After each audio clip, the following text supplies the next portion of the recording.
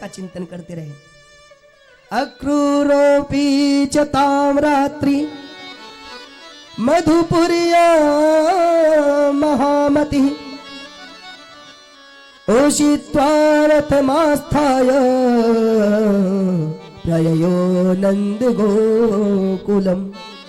आज अक्रूर जी भगवान का चिंतन करते करते आज वृंदावन की ओर जा रहे हैं और मानो भगवान से यही कहते हैं, क्या तू ही मेरा सेठ है, तू ही साहूकार है, तू ही मेरा सेठ है, तू ही साहूकार है।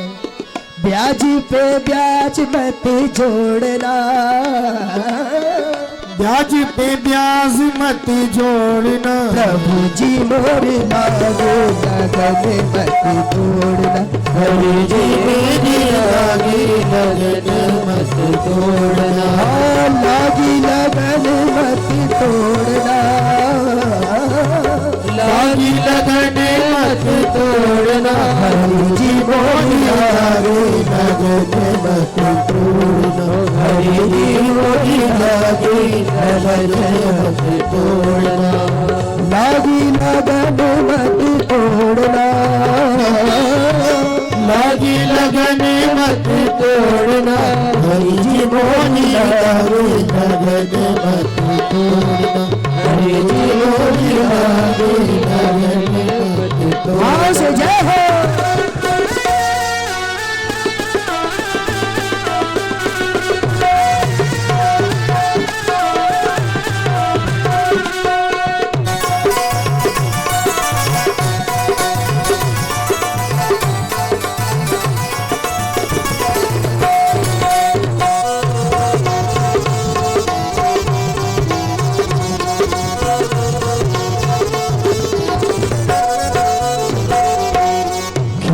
बुवाई मैंने तेरे नाम की, खेती बुवाई मैंने तेरे नाम की, खेती बुवाई मैंने तेरे नाम की, खेती बुवाई मैंने तेरे नाम की, हाँ खेती बुवाई मैंने तेरे नाम की, खेती बुवाई मैंने तेरे नाम की, हाँ मेरे भरोसे मत छोड़ना, मेरे भरोसे मत छोड़ना, हरि जी मोरी लागो लगन मत तोड़ना, हरि जी मोरी लागी लगन मत तोड़ना, हाँ लागी लगन मत तोड़ना, लागी लगन मत तोड़ना, प्रभु जी मोरी लागे लगन मत तोड़ना, प्रभु जी मोरी लागी लगन मत तोड़ना। अक्रूर जी को पूरा दिन लग गया है वृंदावन जाने में। वैसे 11 किलोमीटर की दूरी है मथुरा से वृंदावन, लेकिन जब कोई किसी के प्रेम में परिपूर्ण होता है तो उसके बारे में चिंतन करते करते जाता है। ये बात आप अपने जीवन व्यवहारिक जीवन में भी महसूस कर सकते हैं, मनोवैज्ञानिक बात है। जब एक माँ अपने बेटे के बारे में सोचने लगती है तो 2 घंटा 3 घंटा पता ही नहीं चलता कहाँ चला गया। जब एक पत्नी अपने पति के बारे में प्रेम पूर्वक सोचने लगती है तो पूरा दिन उसको पता नहीं चलता कहाँ चला गया। जब एक बेटा अपनी माँ से, एक भाई अपनी बहन से पूर्ण प्रेम करता हो, उसके बारे में सोचने लगे तो उसे पता नहीं चलता कि वो दिन कहाँ चला गया। अक्रूर जी शाम के समय गोधूली बेला में पहुंचे। श्री कृष्ण ने उनका स्वागत किया। अक्रूर जी ने सारी बात बताई और अक्रूर जी ने कृष्ण को कहा कि मैं तुम्हें लेकर मथुरा जाऊंगा, ये कंस की आज्ञा है। अगर मैं नहीं लेकर के गया तो मुझे मार देगा। भगवान बोले चिंता मत करें काका, अब कंस के उद्धार का समय आ गया है और ये बात मैया को मत बताना। रात्रि में भोजन हुआ। नंद बाबा से प्रार्थना की कि रंगशाला में धनुष यज्ञ रखा गया और श्री कृष्ण और बलराम के साथ आपको निमंत्रण भेजा गया कंस के द्वारा। इतनी बात सुनी तो यशोदा जी को धक्का लगा। यशोदा जी समझ गई कि अब कृष्ण चला गया तो वापस नहीं आएगा।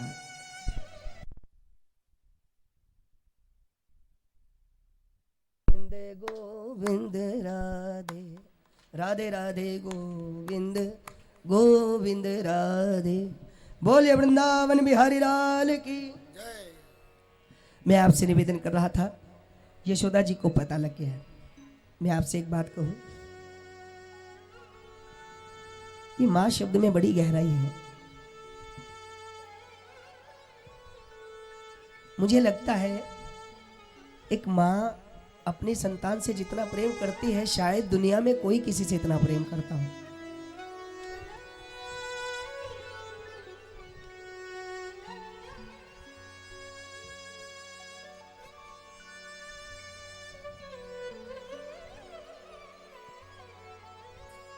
मां कैसी भी हो, पर अपने संतान के भविष्य के लिए, उसकी उदर पूर्ति के लिए वो बड़े से बड़ा बलिदान करने को तैयार रहती है। और फिर यशोदा जी जैसी मां, ना भूतो ना भविष्यति।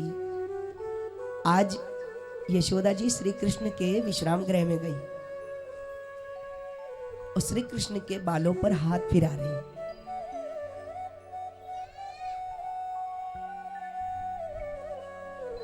बालों पर हाथ लगाते लगाते यशोदा जी को याद आया कि मैंने थोड़े से माखन के लिए श्री कृष्ण को डंडे से मारा।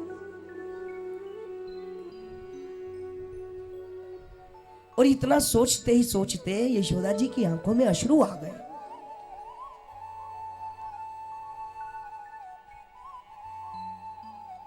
यशोदा जी की आंख का आंसू श्री कृष्ण के पावन कपोल पर गिरा। और जब कपोल पर गिरा तो भगवान थोड़े अचंभित होकर उठे तो देखा यशोदा जी की आंखों पर अश्रु। भगवान ने यशोदा मैया से कहा, मैया मध्य रात्रि में आप यहां बैठकर रो रही हैं, क्या कारण है? काहे लैया तुम रो रही हो? मैया बोली, कन्हैया बचपन से मैं तुझे आज तक डांटती रही, मारती रही, मैंने तुझे कभी प्रेम नहीं दिया। मैं जानती हूं कि तुम मेरे पुत्र नहीं हो, तुम देवकी और वसुदेव के पुत्र हो।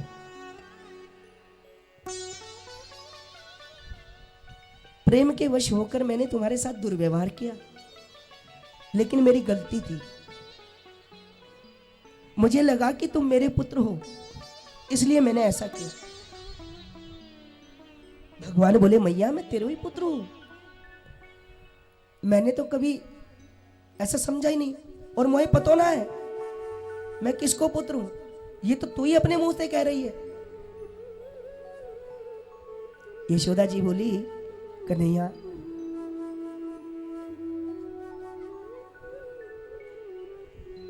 मेरी जादती को माफ करना, क्षमा करना, तुम तो जगत पिता जगदीश्वर हो। कोई भक्त अगर अपराध कर दे तो उसको तुम क्षमा कर देते हो। शास्त्रों में वर्णन मिलता है, भगवान कहते हैं, भक्त मेरे मुकुटमणि और मैं भक्तन को दास। भक्तों को मैं अपनी शीश का मुकुट बनाकर रखता हूं। भगवान बोले, मैया ऐसी बात ना है। यशोदा जी बोली, कन्हैया जो लोग तुम्हारी पूजा करते तुम उनको वरदान देते हो, क्या वरदान में तुम मुझे एक वरदान दो, मुझको दान में एक वरदान दोगे?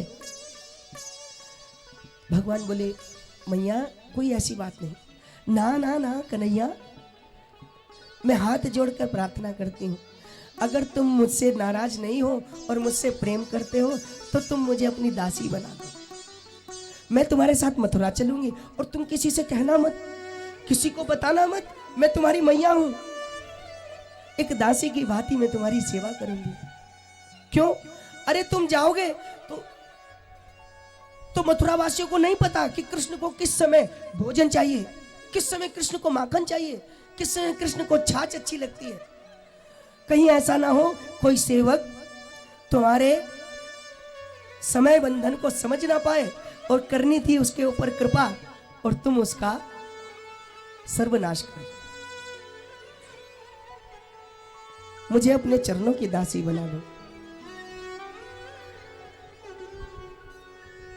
इतनी बात सुनी तो भगवान की आंखों में अश्रु आ गए। भगवान यशोदा जी को बहुत प्रेम से समझाते हैं। कहा तो श्री कृष्ण यशोदा मैया के पैरों पर लेटे थे, अब यशोदा मैया जी को भगवान कृष्ण अपने कंधे से लगाते हैं। रोती हुई यशोदा मैया, यो रोते हुए श्री कृष्ण। और श्री कृष्ण कह रहे मैया ये तेरो प्रेम है, जिसकी केवल बंक भ्रुकुटी से सागर तप्त उछलते देखा, उसको ही यशोदा के भय से थर थर मैंने कांपते देखा। अरे मेरा नाम लेने मात्र को देवता तरसते हैं, लेकिन तुम सोचो कि तुम्हारे आगे मैं नतमस्तक हो जाता हूं। अरे दुनिया के लोग मुझे देवकी नंदन नहीं, यशोदा नंदन के नाम से जानते हैं। मैया ऐसी बात ना है। यशोदा जी श्री कृष्ण से बार बार विनय करती हैं। मां अपनी संतान से इतना प्रेम करती है कि अगर संतान घर से बाहर हो और उसको कोई समस्या हो जाए तो मां के सीने में दर्द होने लगता है। ऐसा प्रेम है माता और संतान का। दुख तो तब होता है जब वो संतान माता पिता की इस गहराई को ना समझकर छोटी छोटी बातों पर उनका दिल तोड़ देते हैं। अरे भाई बहुत मुश्किल है, किसी का दिल रखना बहुत मुश्किल काम है, और वो भी वो व्यक्ति जो हमारा साक्षात भगवान हो। भगवान कहने लगे मैया तू चिंता मत कर, मैं तेरे जीवन में किसी भी प्रकार का दुख नहीं आने दूंगा। मैया बोली मेरे जीवन का सुख और केवल एक है कि तुम मेरे सामने हो और मैं तुम्हें निहारते हुए अपने प्राण त्याग दूं। जब कंठ प्राण आए, कोई रोग ना सताए, यम दर्शन दिखाए, जब प्राण तन से निकले। मैं चाहती हूं कि तुम्हारे सामने मेरा देहावसान हो जाए। भगवान यशोदा जी को समझाते हुए वो रात्रि काटते हैं। सुबह आज यशोदा जी बहुत प्रेम से श्री कृष्ण का श्रृंगार करती हैं और भगवान रथ पर बैठ रहे हैं। यशोदा जी श्री कृष्ण को पीछे से हा कृष्ण करते करते पुकार रही हैं।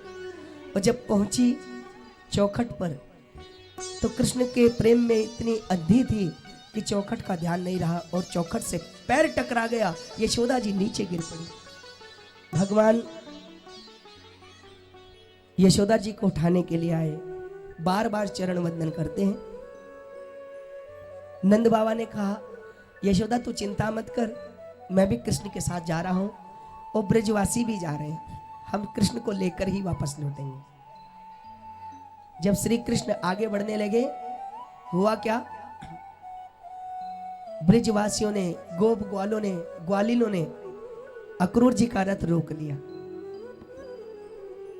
और सीने पर हाथ मार मार कर कहने लगे हाय विधाता, ये क्या स्वरूप तूने रखा, हमारा सारा सुख तूने हमसे छीन लिया। सुख सारा हमारा उजाड़ दिया, दुख दारुण देने दिए जा रहा है। ब्रजनाथ को साथ लिवा करके हमें हाय अनाथ किए जा रहा है।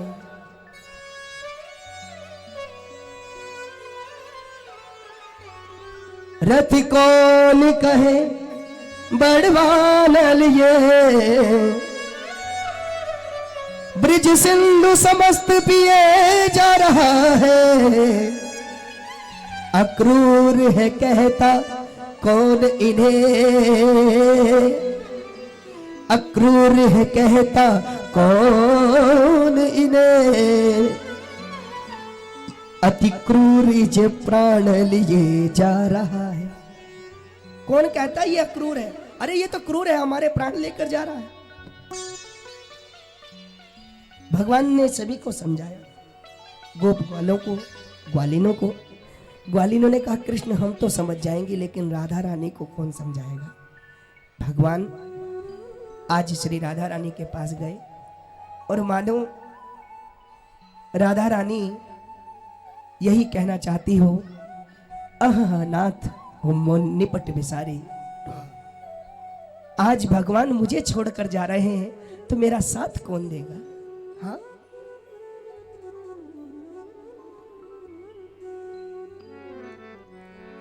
मैं देखूं जिस और सखीरी,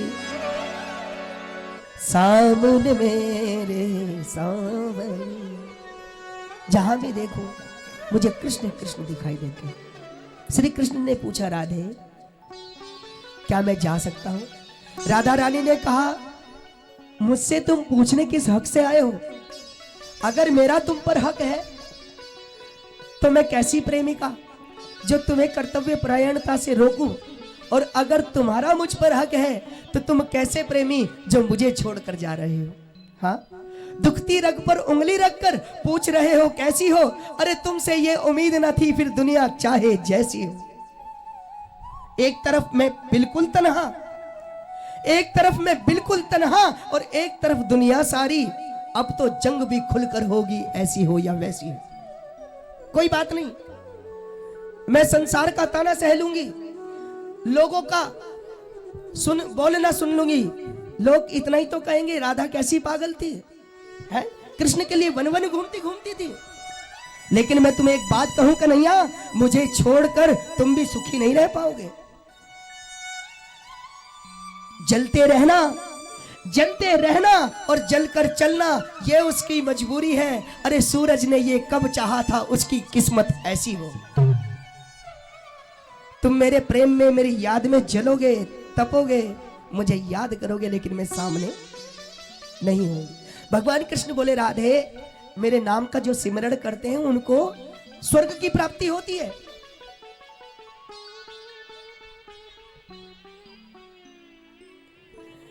तुम्हें स्वर्ग मिलेगा।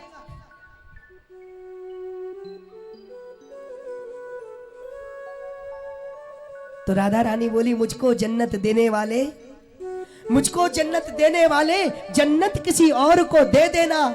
अरे मैं तो अपने दो जख में खुश हूं, फिर जन्नत चाहे जैसी हूं। मैं तो अपने दुख से ही सुखी हूं, जन्नत किसी और को दे देना।